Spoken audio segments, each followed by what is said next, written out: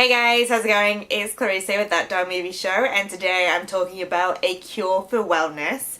Now, if you want to play a little game with this movie, all you need to do is just go and see A Cure for Wellness, then try and find your nearest willing stranger and try to explain everything that happens in A Cure for Wellness.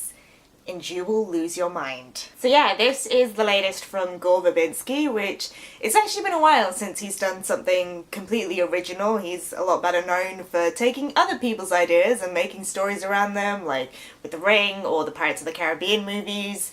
This film stars Dane DeHaan as a very young, ambitious executive who's sent off to the Swiss Alps to bring back the company's CEO when he sends what is essentially a very elegantly phrased version of "wake up, sheeple." Unsurprisingly, that trip to the wellness center does not go so well, and there are various spooky occurrences involving teeth, eels, crossword puzzles, like a lot of stuff.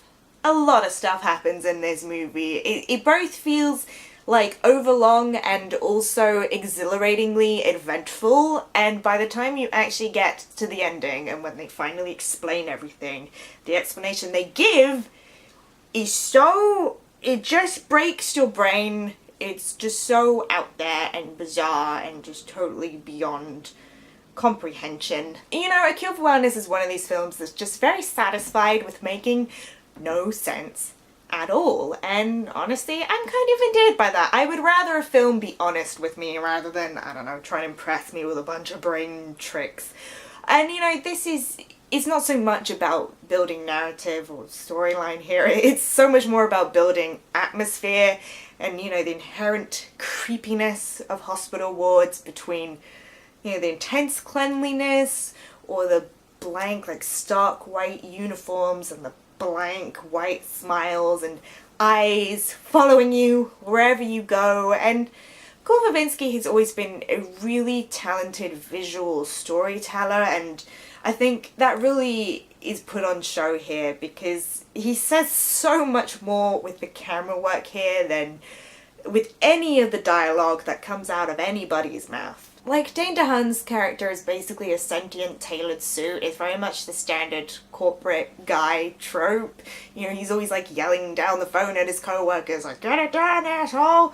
Or chugging nicotine like it's candy, and pretty much all the dialogue between him and his co-workers could just be business, business, business, business, business, business, and it would pretty much have the same effect. But like a lot of stuff in this movie, him being the kind of business guy doesn't actually matter that much. It's more about being a visual clue that he is filling in the role of the very standard like mystery thriller protagonist, you know, like the rational man entering an irrational world. And so all these weird things that we see along the way, like the eels and the eels, there's a lot of eels in this, it's all filtered kind of through his perspective of somebody trying to find logic where there absolutely is none. And I think it really invites you to lose your mind with him in that way. I think Dane DeHaan is such a perfect fit for this kind of lead, and I've always been a really big fan of his because